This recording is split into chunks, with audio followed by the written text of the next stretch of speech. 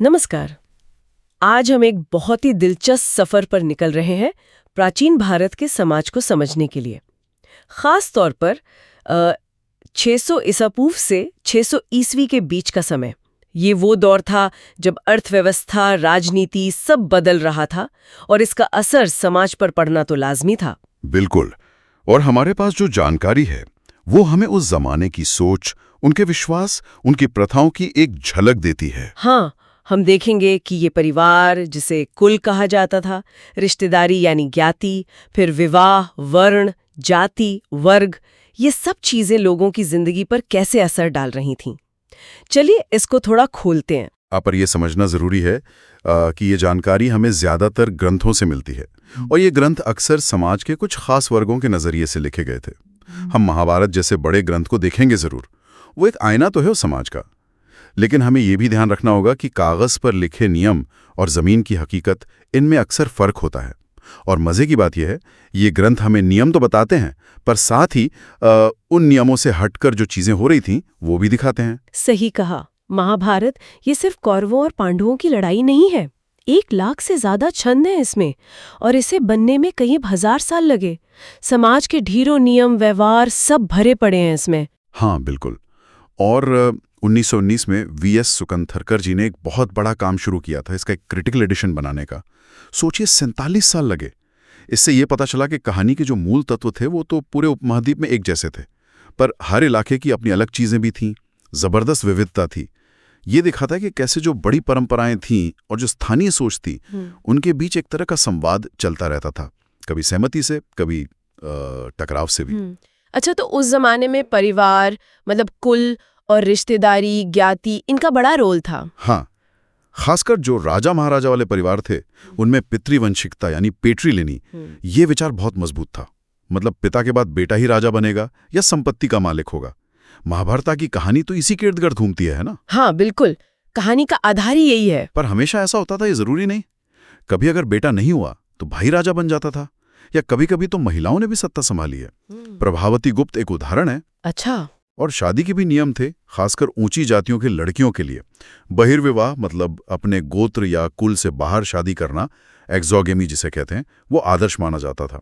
धर्मसूत्र और धर्मशास्त्र हैं जैसे मनुस्मृति, उनमें 8 तरह की शादियों का जिक्र है, जिनमें से पहले 4 को अच्छा माना जाता था। ये गोत्र वाली बात भी बड़ी दिलचस्प है।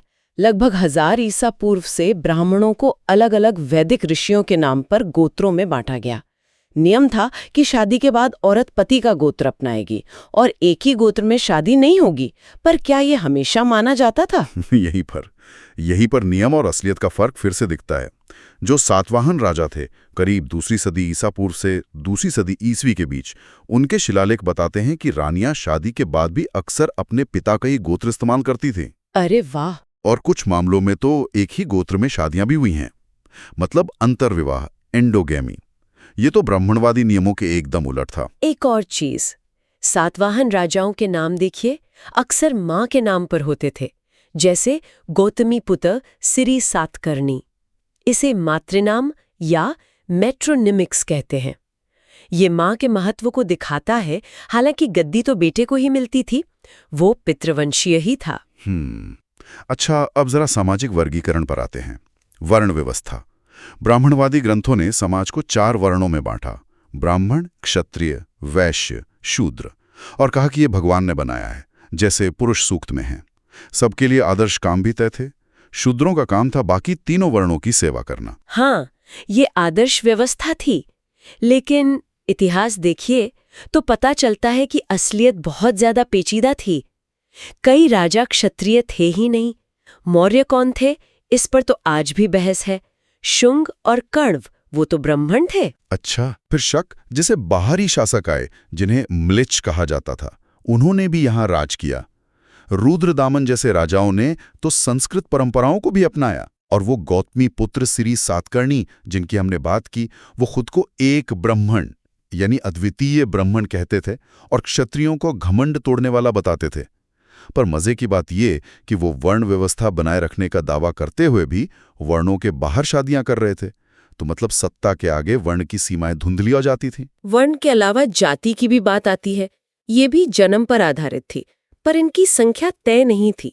जैसे जैसे नए समूह या पेशे आए, जैसे जंगल में रहने वाले निषाद या सोने का काम करने वाले सुवर्णकार, उन्हें जातियों में डाल दिया गया। हाँ, और कभी-कभी एक ही पेशे वाली जातियां मिलकर अपने संगठन बना लेती थीं, श्रेणियां या गिल्ड्स जिन्हें कहते हैं। मंदसौर के रेशम बुनकरों का उदाहरण मिलता है हमें। अच्छा। फिर समाज में ऐसे लोग भी थे जिन्हें इस 4 वर्णों की व्यवस्था से ही बाहर माना जाता था, जैसे जंगलों में रहने वाले या घुमंतू चरवाहे। कुछ को तो अस्पृश्य, अनटचेबल माना गया, जैसे चांडाल, जिनका काम लाशें हटाना या सफाई वगैरह था। मनुस्मृति में उनके लिए बड़े कठोर नियम हैं, गांव के बाहर रहो, फेंके हुए बर्तन इस्तेमाल करो, वगैरह वगैरह। फाहयान और हेनसांग जैसे चीनी यात्री आए, उन्होंने भी कुछ ऐसी ही बातें लिखी। हालांकि बौद्ध ग्रंथों को देखें, जैसे मातंग जातक, तो ऐसा लगता है कि शायद ये लोग अपनी इस हालत को हमेशा चुपचाप मान नहीं लेते थे, विरोध भी होता होगा। ये भी एक अहम बात है। अच्छा, अब आते हैं संपत्ति और सामाजिक हैसियत पर। किसके पास क्या संसाधन है, इससे भी तो समाज में जगह तय होती थी। महाभारत का वो द्यूत क्रीड़ा वाला सीन याद है, जहां युधिष्ठिर द्रौपदी तक को दांव पर लगा देते हैं। ये दिखाता है कि संसाधनों पर किसका नियंत्रण है। ये कितना बड़ा सवाल था। बिल्कुल, मनुस्मृति को देखें तो पिता की संपत्ति बेटों में बंटती थी, बेटियों का उस पर अधिकार नहीं था। हाँ, उन्हें स्त्री धन रखने की इजाजत थी।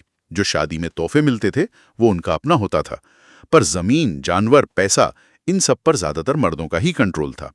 तो लैंगिक असमानता तो साफ दिखती है। हाँ। और वर्ण के हिसाब से भी संपत्ति तक पहुंच में फर्क था। आदर्श रूप में तो ब्राह्मण और क्षत्रिय ही सबसे अमीर होते। लेकिन फिर बौद्ध धर्म जैसे विचार आए, जिन्होंने जन्म के आधार पर जो दावे थे उनको चुनौती दी। मध्यम निकाय में एक कहानी है कि अगर कोई शूद्र अमीर हो तो ऊंचे वर्ण वाले भी उससे तमीज से बात कर सकते हैं। मतलब पैसा कभी-कभी वर्ण भेद को कम कर सकता था। हाँ, ये भी एक पहलू है। और एक बिल्कुल अलग नजरिया हमें प्राचीन तमिलकम में मिलता है। वहां उदारता, जेनरोसिटी को बहुत महत्व दिया जाता था। संगम साहित्य की कविताएं हैं, जैसे पुरानानुरु में, वो बताती हैं कि जो अमीर सरदार या मुखिया होते थे, उनसे उम्मीद की जाती थी कि वो अपनी दौलत बांटेंगे कवियों में, जरूरतमंदों में। यानी वहां प्रतिष्ठा शायद दौलत जमा करने से ज्यादा बांटने में थी। तो कुल मिलाकर हमने देखा कि प्राचीन भारतीय समाज के नियम जितने साफ लगते हैं, असलियत उतनी ही जटिल थी। उसमें बहुत विविधताएं थीं। पितृवंशिकता, गोत्र के नियम, वर्ण व्यवस्था, ये सब आदर्श थे, पर लोग हमेशा इनका पालन नहीं करते थे या अपने हिसाब से ढाल लेते थे। तो इन सब का मतलब क्या है? इसका मतलब यही है कि समाज कभी एक जैसा नहीं रहता, वो हमेशा बदलता रहता है। और जब हम इन पुराने ग्रंथों को पढ़ते हैं तो ये सवाल पूछना बहुत जरूरी है कि इन्हें किसने लिखा, किसके लिए लिखा और क्यों लिखा।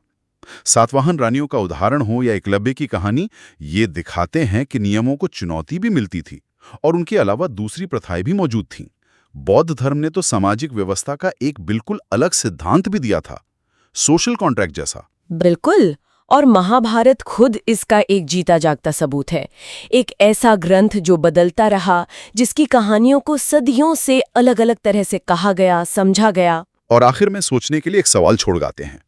ये जो नियम और सामाजिक ढांचे हमने देखे, पितृवंशिकता, जाति, संपत्ति पर अधिकार, क्या इनका कोई असर, कोई अंश आज भी हमारे समाज में किसी न किसी रूप में मौजूद है? और अगर हाँ, तो क्यों? इससे ये सवाल उठता है कि कैसे अतीत की ये प्रथाएं और सोच आज भी हमारे व्यवहार को, हमारी सोच को जाने अनजाने प्रभावित करती रहती हैं।